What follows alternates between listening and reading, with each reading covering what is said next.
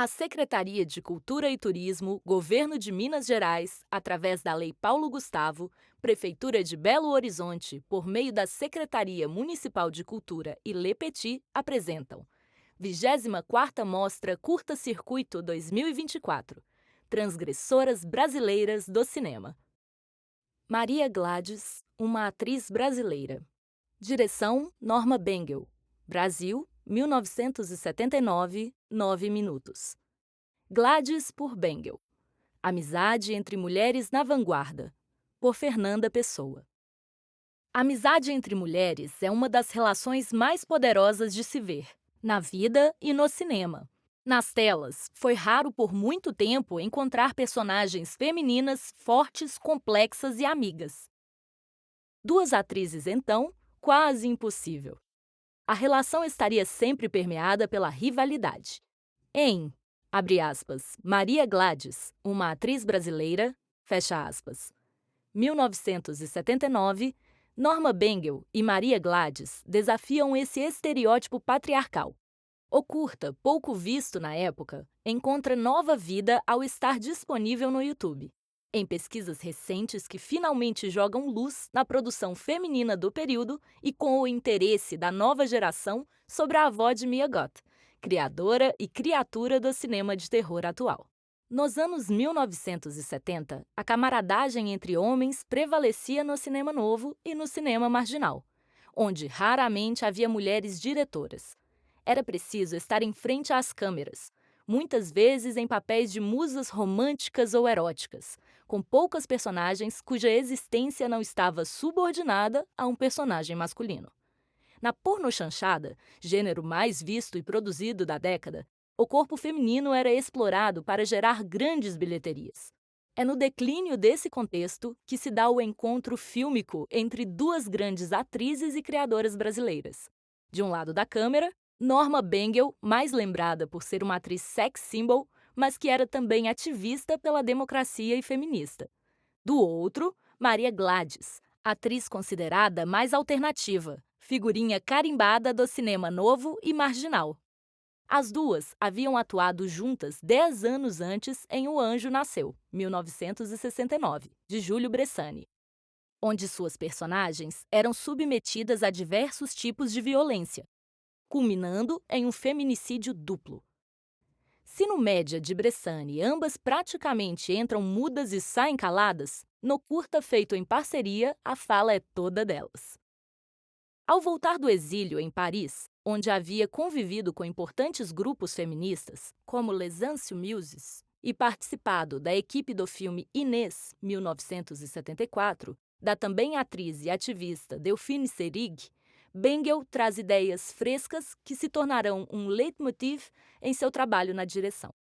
Ela planejava realizar uma série de filmes intitulada Mulheres do Cinema, na qual retrataria atrizes e diretoras, além de propor filmes sobre mulheres revolucionárias. Esse primeiro filme, dirigido por Bengel, foi o único realizado da série não concluída.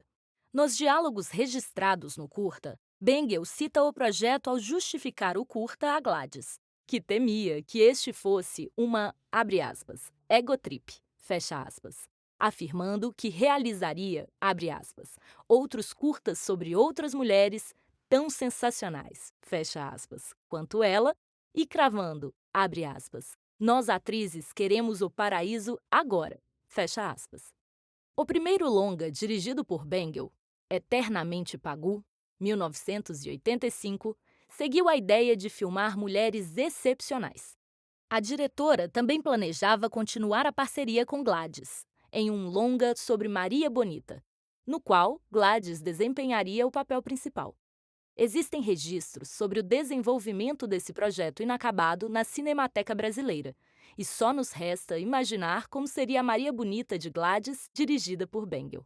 No curta, a relação das duas se revela em um registro íntimo, com muitos primeiros planos e close-ups, e diversos diálogos entre Gladys em on e Bengel em off. Bengel incorpora os bastidores do curta, deixando reclamações de Gladys, claquetes ou indicações da diretora para a atriz repetir uma frase ou o operador de câmera fazer um zoom. Gladys fala olhando diretamente à câmera. Não existe quarta parede. O curta é uma criação conjunta das duas, quebrando a hierarquia entre diretora e intérprete, seguindo a lógica dos filmes retrato do período. Gladys aparece em cenas íntimas, de camiseta e calcinha em sua varanda cheia de plantas, ou sentada em sua sala no contraluz. Em um plano curto, surge sem blusa, exibindo seus seios nus, enquanto relata com humor como mostrou os peitos na peça O Chão dos Penitentes, 1965, ganhando o apelido de, abre aspas, Gladys e seus peitinhos, fecha aspas. Em diversos textos sobre a peça, Gladys é considerada, abre aspas, a primeira atriz séria a ficar nua, fecha aspas. Mas é importante lembrar que Bengel já havia protagonizado o primeiro nu frontal do cinema brasileiro em Os Cafajestes, 1962, 3 anos antes. Este é mais um ponto em comum entre as atrizes. Sem adotar uma postura moralista, Bengel decide mostrar o corpo de Gladys em um plano médio, acompanhado de uma fala alegre da atriz sobre seu próprio corpo. Nem toda nudez será castigada ou objetificante. Importa a forma como é apresentada e a relação da atriz com o plano. Gladys retoma sua carreira contando que começou dançando rock no espetáculo de Carlos Imperial e listando os países para onde já viajou. Ao que Bengel exclama, abre aspas, Gladys, você é uma atriz brasileira, fecha aspas. A trilha índia, na voz de Gal Costa, reforça a ideia de que Gladys é uma atriz tipicamente brasileira, algo que Bengel talvez não identificasse nela própria, devido à sua ascendência europeia e tipo físico frequentemente comparado a Brigitte Bardot. O que Bengel vê em Gladys não é motivo de competição ou comparação, mas sim de celebração. Duas grandes atrizes se olham, se reconhecem e se admiram. Parafraseando a resposta de Maria Gladys à intervenção de Norma Bengel, abre aspas, que coisa boa, fecha aspas. Os Homens que Eu Tive, por Cecília Barroso. O ano era 1973. Chegava aos cinemas brasileiros o longa-metragem, abre aspas, Os Homens que Eu Tive, fecha aspas. O primeiro, dirigido por Teresa Trautmann. Naquela época, ela era a única mulher com um longa na praça. E mais, estava fazendo história, levando às telas uma história pela perspectiva da mulher. Tudo isso em plena ditadura, com todo o aparato da censura, mas a película havia sido liberada. Estava há um tempo em exibição no Rio e em Belo Horizonte, e prestes a estrear em São Paulo, quando o general Antônio Bandeira, então diretor-geral da Polícia Federal, mesmo sem ter visto o filme, ordenou que todas as cópias fossem recolhidas. Diz-se que ele recebeu um telefonema de uma senhora de Minas Gerais que afirmou que um filme com esse título não poderia, abre aspas, ser algo que preste, fecha aspas. Daí em diante, o filme foi reformulado na mente dos censores e se transformou em um parecer furioso assim concluído. Abre aspas. Filme amoral, pornográfico em sua mensagem, debochado, cínico, obsceno que tenta com um enredo mal feito para justificar a vida irregular de mulher prostituída.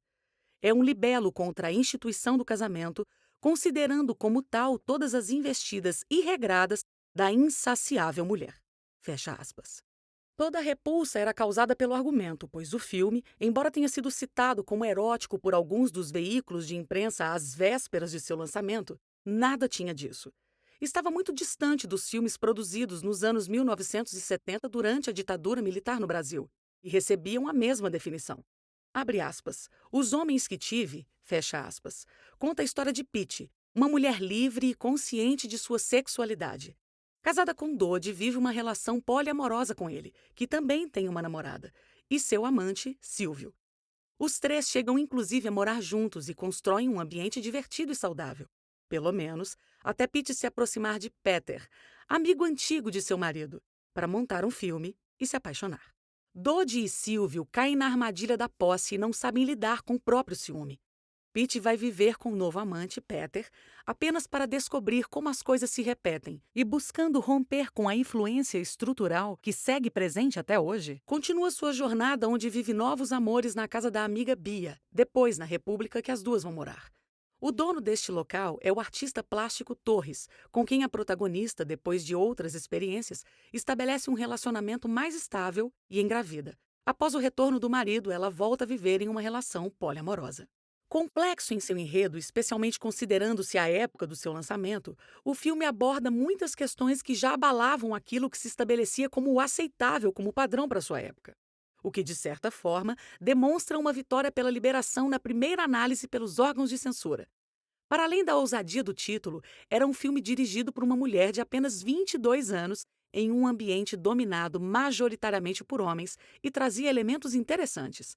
A aura hippie com teor político que estava naquele viver em comunidade na República de Artistas do grupo partindo em viagem pela América do Sul dizia algo que não foi percebido. Mas era mesmo o papel da mulher na sociedade que se destacava em tela. Pitt contrariava a conformidade de décadas ou até mesmo séculos de sujeição e subjugação ao homem como aquele que tem direito a fazer o que e aquilo que elas não podem. No cinema da época, e não só da época, pode-se dizer, a mulher e o corpo feminino estavam em tela para servir como um objeto de consumo. Como então era possível que essa mulher tivesse vontade e definisse quem ela iria querer? Como ela iria exercer o seu próprio desejo? Da mesma forma, apenas aos homens era permitido viver com duas mulheres. A elas, isso só seria possível, quem sabe, se um dos parceiros fosse um fantasma. Para além do prazer e do sexo, a única condição aceitável a uma mulher era viver nos padrões de domesticidade, onde cuidar da casa e dos filhos fosse o seu principal objetivo de vida. E Trautmann traz isso para o seu filme ao contrapor Pitt e sua irmã, uma mulher que vive dentro da estrutura patriarcal e sofre com seus dogmas e determinações. Quando Pitt recebe a sobrinha, que diz que a mãe não para de chorar, ou ela mesma chega à República com suas 3 crianças após sair de casa por causa da traição do marido, a diretora expõe o choque entre as duas realidades. Quando o filme sai de cartaz, não é porque é explícito, porque chocara por suas cenas de sexo. A película, ao contrário de tantas contemporâneas a ela, tem apenas uma cena, filmada com muita delicadeza, e outras insinuadas sob lençóis ou que indicam relações ocorridas. A verdade é que o filme passa a ser considerado uma ameaça às instituições patriarcais, ao casamento, à posição da mulher como ser submisso dentro de uma relação e na sociedade de maneira geral. Isso está bem explícito no parecer da censura. Abre aspas. A bem da moral, bons costumes, a instituição do casamento, a sociedade, das pessoas normais e de bem, somos pela não liberação. Grifo original. Fecha aspas. Toda a virulência da atuação dos órgãos de controle e censura contra o filme demonstra a grande preocupação com a suposta influência que o título poderia causar. Com a liberação dos documentos no projeto Memória, e sendo este um dos casos mais emblemáticos do período, é possível ver a limitação das autoridades no tratar com a arte. Foram quase 7 anos até que o filme retornasse aos cinemas, numa verdadeira via crucis da diretora, que também assinava o roteiro e a produção. Além da produtora Herbert Richards, com vários recursos, tentativas de cortes, mudanças de nome, mas a perseguição era implacável. Foi assim que surgiu o nome, abre aspas, Os Homens e Eu, fecha aspas, que Trautmann nunca aceitou. Segundo ela, inclusive, se o filme se chamasse, abre aspas, As Mulheres e Eu, fecha aspas, a proibição sequer teria sido cogitada. Algo que faz pensar que o fato de ser uma mulher por trás do título, retratando uma mulher liberada, tornara tudo mais difícil.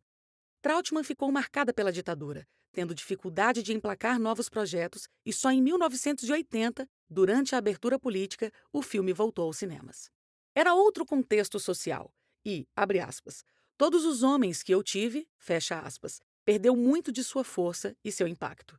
Não recebendo a atenção devida, deixou de ser reconhecido pela potência e por todas as suas qualidades artísticas, em especial por tudo aquilo que significara. Impressiona o modo como Trautmann trata sua história, de maneira muito simples e direta, sem rodeios, trazendo o espectador para perto de seus personagens e tornando-os íntimos de ambientes e situações. É uma abordagem natural que se baseia no trabalho com os atores, tendo controle daquilo que propõe, mas ao mesmo tempo construindo junto com eles cada uma daquelas personas. Os personagens satélites têm ótimos momentos, como quando Gracindo Júnior e Gabriel Arcanjo, Dodi e Silvio, respectivamente, se olham ao ver sua mulher passar bronzeador em Peter, vivido por Arduino Colaçante, ou mesmo quando Milton Moraes Torres anda pela casa procurando por ela e só encontra portas fechadas. Porém, é mesmo Darlene Glória no papel de Pitty que chama todas as atenções. No auge de sua carreira, após ser premiada por sua atuação como Geni em, abre aspas, Toda nudez será castigada, fecha aspas, a adaptação da peça de Nelson Rodrigues para os cinemas por Arnaldo Jabor, a atriz está livre, leve e solta. E alcança outro registro com uma protagonista que não quer mais nada além de se encontrar e ser feliz. Vivendo alguém que, de certa forma, traz traços da própria diretora, consegue estabelecer a mistura de experiências e compor uma personagem fascinante em tempo e complexidade. É fácil entendê-la e acompanhá-la, buscar com ela as respostas. Originalmente, a personagem não havia sido escrita para Darlene. Na verdade, ela tinha sido pensada para Leila Diniz, que era um símbolo dessa liberdade que acaba sendo tão característica de Pitty. A atriz chegou, inclusive, a dar algumas dicas para o roteiro e a escrever alguma coisa junto com Trautmann. Faltavam apenas 10 dias para o começo das filmagens quando Diniz morreu em um acidente de avião quando voltava de uma viagem à Austrália. A diretora resolveu parar tudo e reescrever o roteiro. Foi quando Darlene foi chamada para assumir o papel e ele foi todo adaptado para ela, que passou a construí-lo com Trautmann durante as filmagens. Quando se pensa em referências, o que se percebe em, abre aspas, Os Homens que Eu Tive, fecha aspas, é que ele busca um cinema próprio.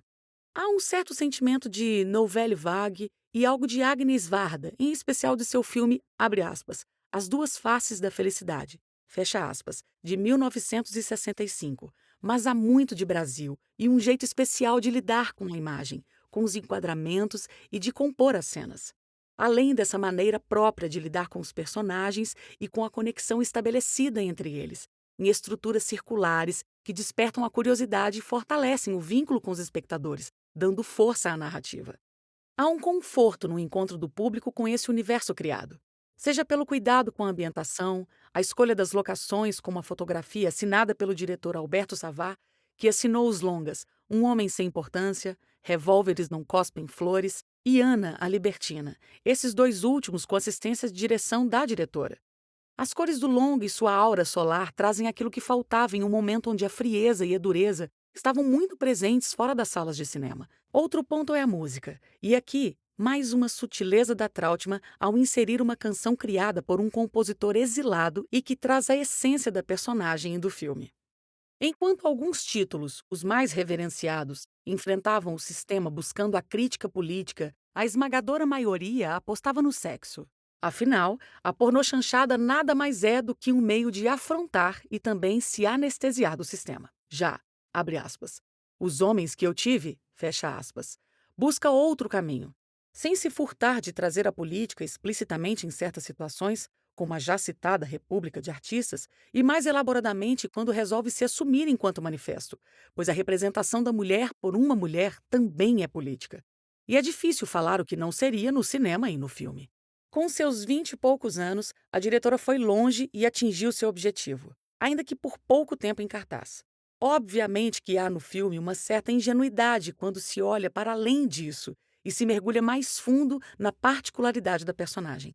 Há uma facilidade na solução de seus problemas amorosos e um apego a essa questão maior do que todo o resto.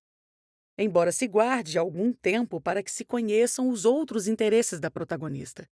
Se isso já se notava nos anos 1970, em 1980 ficou mais evidente, o que foi um problema para o relançamento, que também encontrou uma outra Trautmann.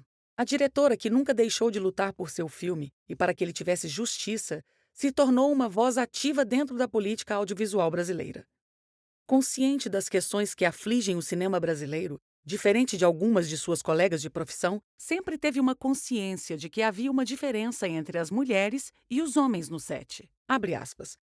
Num filme são 80 pessoas que trabalham, mas é uma só que assume. E tudo o que acontece numa produção fica impresso na tela. Você tem que se sentir dentro de um filme para que ele resulte bem.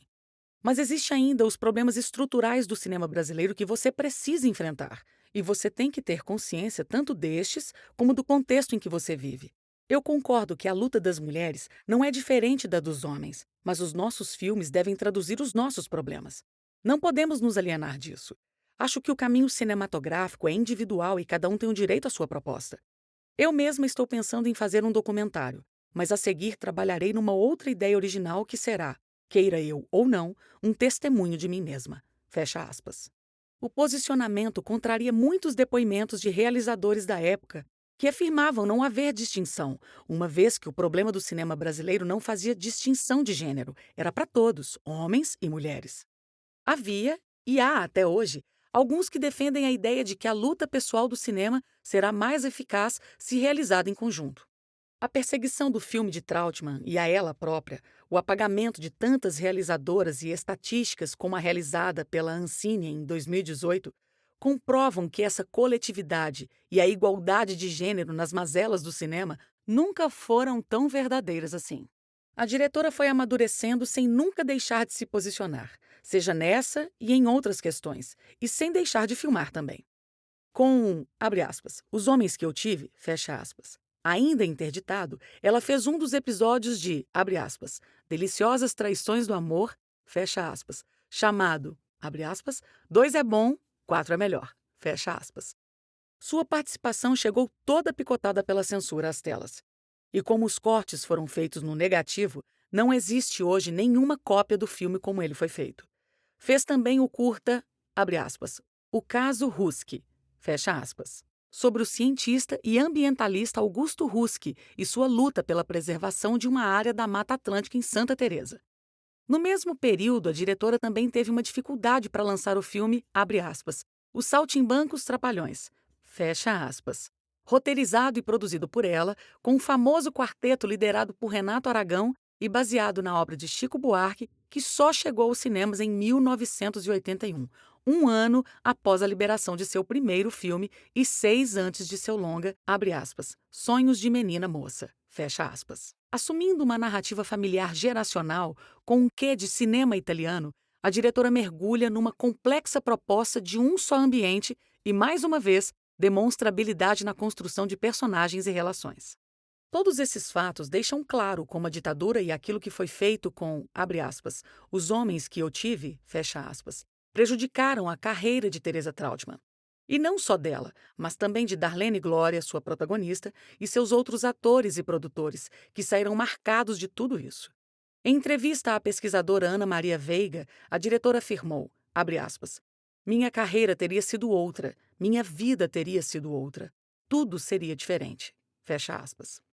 Ainda assim, a diretora recusou-se a se afastar do cinema. Ela até hoje é uma voz importante dentro do cenário político-audiovisual e um nome que se destaca, inclusive, na reformulação da lógica das telas. Ela é a criadora da emissora de TV por assinatura Cine Brasil TV.